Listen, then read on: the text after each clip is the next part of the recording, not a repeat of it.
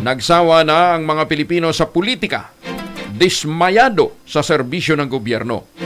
Ito ang napagtanto ng Pangulong Bongbong Marcos matapos lumabas ang resulta ng 2025 midterm elections. Sa panayam ni Katonying ni Anthony Taberna sa PBM broadcast. Sinabi ng Pangulo, tapos ng eleksyon, kaya't nais ng taong bayan na sila naman ang pagtuunan ng pansin. Dismayado rin niya ang publiko sa serbisyo ng gobyerno dahil hindi nila nararamdaman at masyadong mabagal ang pagbuo ng mga proyekto. Ang tingin ng Presidente, nangyari ito dahil sa malalaki at mahihirap na proyekto na may long-term effect ang kanyang pinagtuunan kaya't hindi kagad nararamdaman ng taong bayan.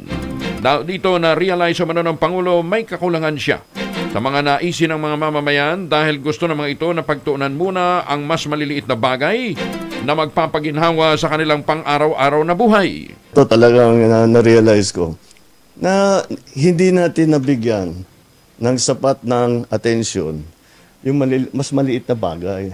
Yung para maging masagbaginhawa ang pang-araw-araw ng buhay ng tao.